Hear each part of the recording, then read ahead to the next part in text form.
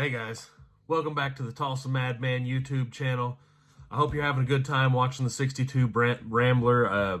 I know it's really not much of a build yet, it's more of a ramble right now, but we're getting there.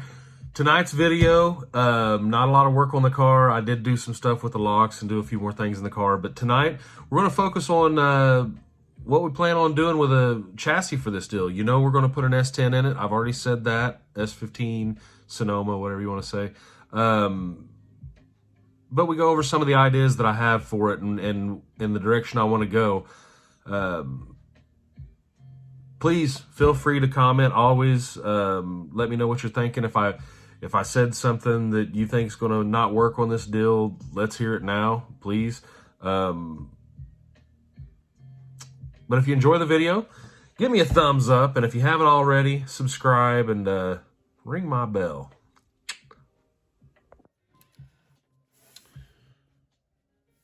All right, the frame plans. Who's going to frame it? We are, like Roger Rabbit. What are we framing? The 1962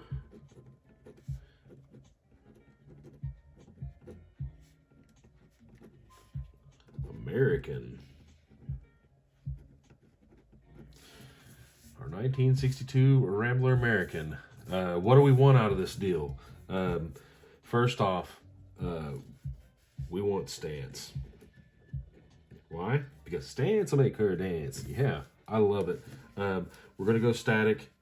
I'm not going to lie. I looked at air ride crap for a whole day, and no. Kind of like I was talking to a buddy the other day. Let's go back to 1994 when hot rods were cool.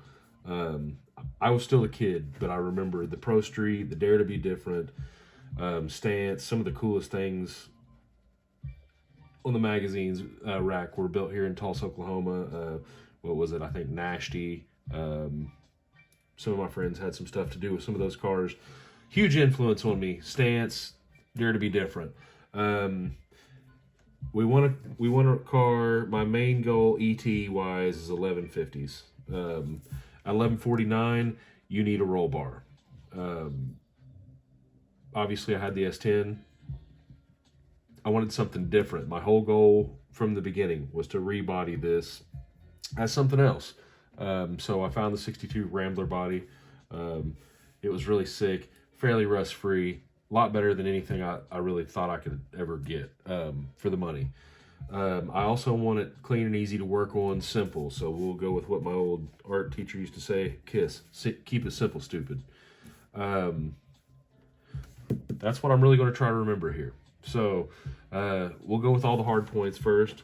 We got our 15 by 10 inch or 15 by 3.5 inch center lines up here. We've got our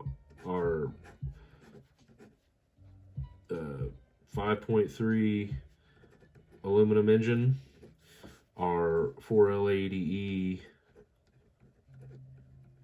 trans. We do have the manual box. I don't have any of that really cool kid stuff that, you know, all the innovative, whatever. It'd be cool. Don't have it. I got asked on the internet, on Instagram, why the S10 chassis? Well, this. The AA arm suspension with the coils, springs. There's a ton of aftermarket. I can buy everything aftermarket. G-body and S10 stuff, real close, if not exact the same. So that's why the S10. Modern suspension, they've been fast. You can buy all kinds of crap for them. Out back, we're going to have our 15 by 10s, getting all wild here. This will be our rocker panels out here. In the front, like I said, S10 front clip or possibly whole chassis. We'll talk about that in a minute. It kind of comes out and does this little doohickey here. You know, that's where we're at in the front. Like I said, we can buy all kinds of aftermarket. I did cut the frame rails off up here because all that lightweight, you know, fun stuff. In the back, keep it simple, stupid. We talked about parallel four-link, triangulated four-link, ladder bars, and leaf springs. I am going to rock leaf springs because low maintenance. I can do burnouts, peely outs, donuts. I'm not going to have to replace hymens every couple years or 6 months, or, you know, spend gobs of money on any of that crap. So keep it simple, stupid. We're going to rock the leaf springs, and that's going to hold in the 8/8 we've already got.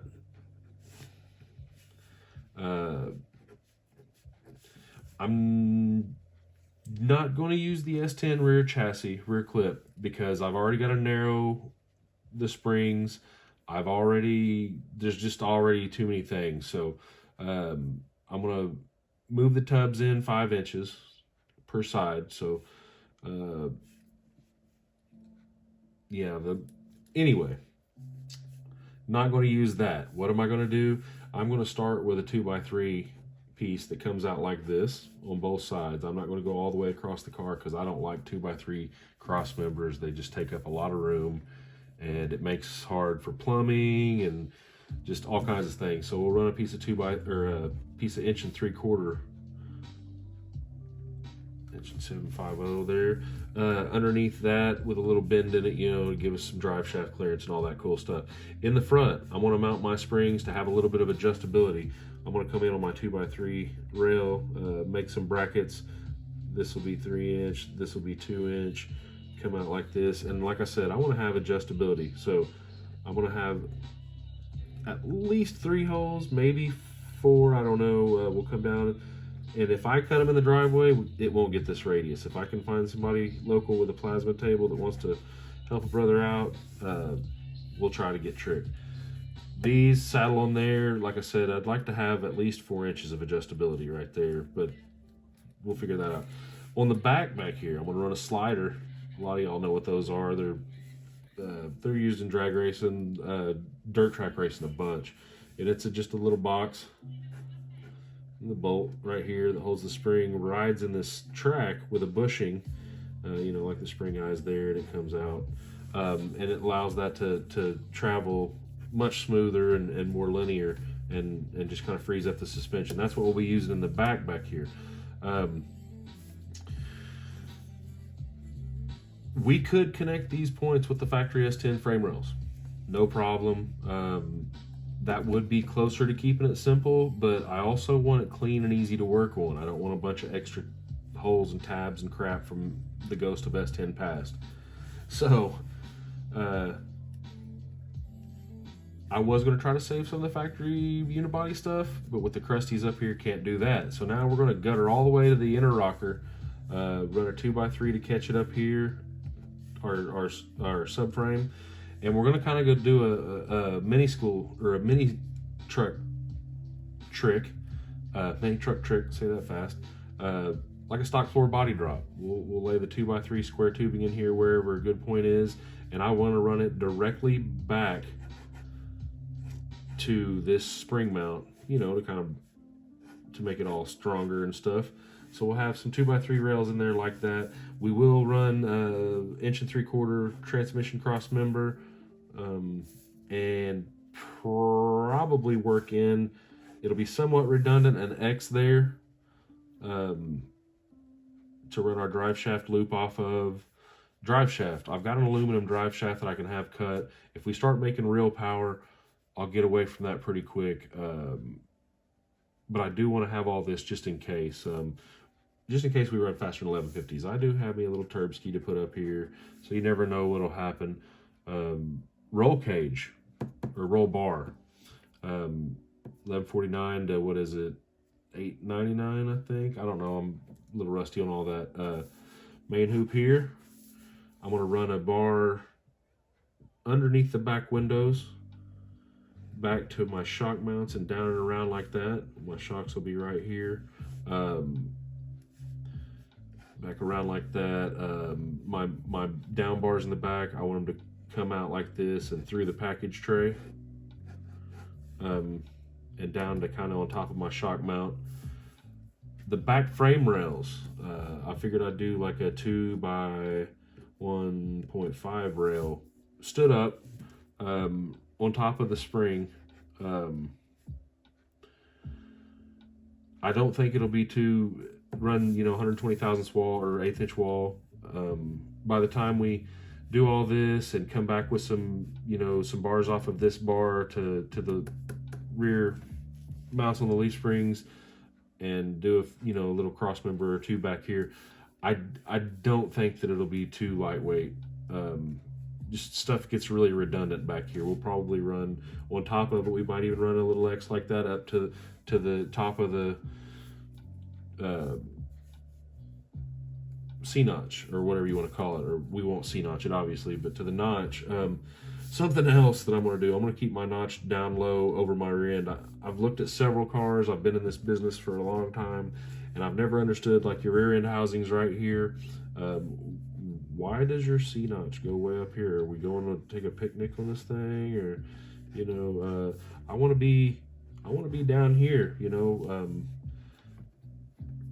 have fingers can add travel, I don't want it to. I will have a bump stop. It seems like these guys up here, they never even have a bump stop. I see why, but whatever. The haters in me. We are going to have to shorten it 6 inches. Right now, the Rambler is 100 inches. The S10 is 108. It's a regular cab, short bed. I said 6 inches. Well, that's 8 inches, Cliff. Yeah, I know it is. But if you look at the side of the car, the wheel arch is kind of like this. The tire and wheel looks way in the front of that. And the more wheel and rubber we start adding, the funkier that's going to get. So I'm going to move it back, I think, around 2 inches. And that should center the wheel up and give us the look I'm looking for.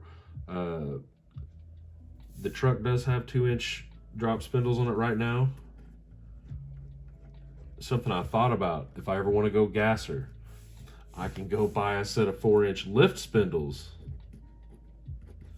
And what would that be? A change of, we'd go back to stock 2, and then, so that'd be 6 inches of lift from where we sit now. So that'd be a kind of a nose up gasser look. Anyways, this is kind of a brief overview of what I want to do. I know it looks like chicken scratch, but if you listen, thanks for sticking around and listening. I hope some of my chassis buddies actually watch this and give me some input. I know they all know I'm crazy, and but I'm going to tag them anyway.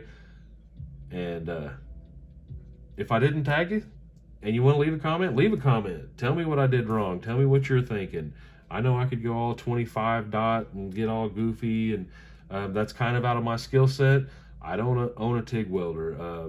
I own a MIG, and this is kind of what we're going to do. It's going to be a driveway build. I know I have a lot of friends that will help me out, and if we have to, we'll get there when we get there. But right now, these are the plans. So thanks for stopping by the YouTube Madman channel, or the Madman YouTube channel. Yeehaw.